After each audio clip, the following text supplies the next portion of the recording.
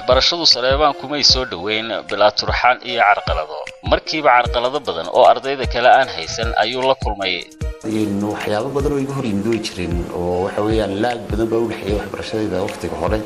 waqtigii ugu horeeyay imtixaanka aan fadhiisto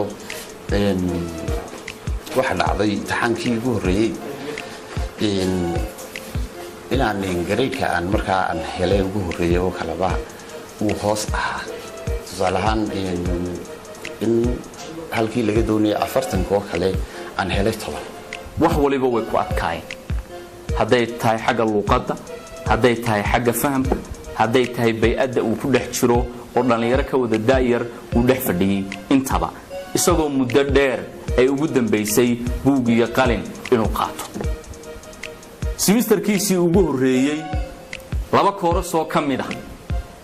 uu ku fail garoobay saddex kooras oo kamidana siibuu keenay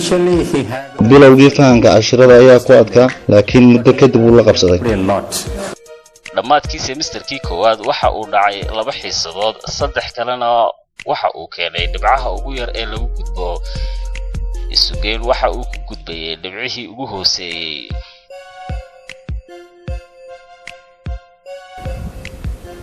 hase yeeshee semesterkiisii labaad waxa ka muuqatay inuu sameeyay dadaal kii hore aad uga weyn sanadkii koowaad markuu ku jiray qaabkaas waxbarashadiisii u socotay sanadii labaad wuxuu noqday ardaydii ugu cadcadayd waaxdiisa ama kulliyadda uu ka soo jeedo sanadkii saddexaadna waxa uu tartan u galay 10 arday ee kulliyadda ugu sarreysa inuu ka mid noqdo waxaanu ku guuleystay Afrikii ardaydii kulliyadii uu ka qalin jabiyay shahaado sharafyada la siiyay darajada ay ku baaseen awgeed inuu ka mid noqdo 3 sano ka bacdi sanadkii 2010 Saleebaan wuxuu qalin jabiyay isagoo ku jira 10 arday ee ugu sarreeya kulliyadda xisaabaadka ama accounting-ka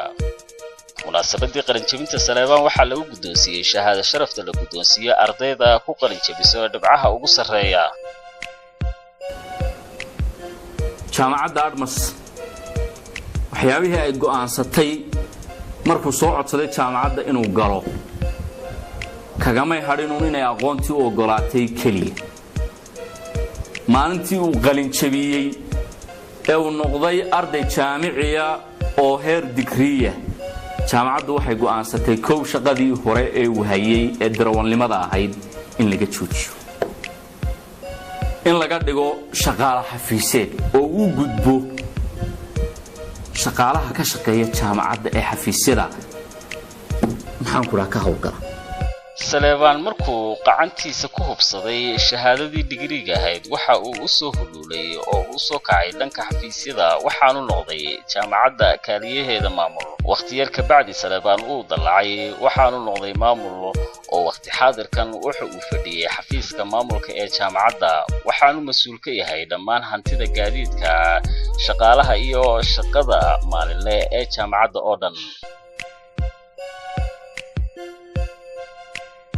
marka ay qeexaan dadka ka garab dhadhow shakhsi ahaan Saleebaan waxa ay ku sifeeyeen shakhsi degan oo hawlkar ah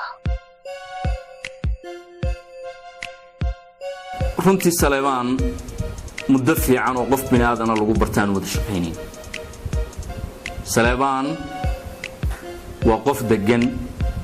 dabeecad wanaagsan dhowrsoon dad la dhaqan leh wallahi dilowr aad u wanaagsan buuxa oo akhlaaqadii idaan baray Saleebaan wuxuu ahaa nin akhlaaq wanaagsan dabeecad wanaagsan dadka ugu muctarafsan basaska interest naqana asxaabta ahayna ardaynimadiisina macallimiintu waxa ay ku tilmaameen in uu ahaa arday toosan oo aan maalin kaliya dib uga dhicin waqtiga xiisadda I am proud to say Saleebaan was a good student. He was sincere. Saleebaan wuxuu ahaa arday fiican oo qadarin badan una hoggaansan maamulka iyo macallimiinta I never saw him walina maanan arag isagoo fasalka ka maqan waanan ku faanayaa inuu ardayga ah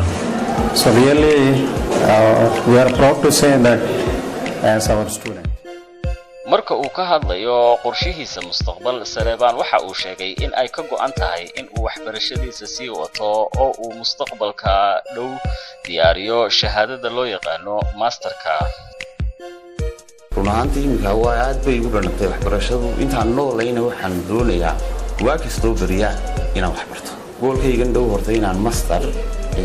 qaato degdeg ayaan doonayaa goolkayga fogna inaan PhD maamulka iyo xisaabaadka aan noqdo ayaan rajaynayaa haddii la yiraahdo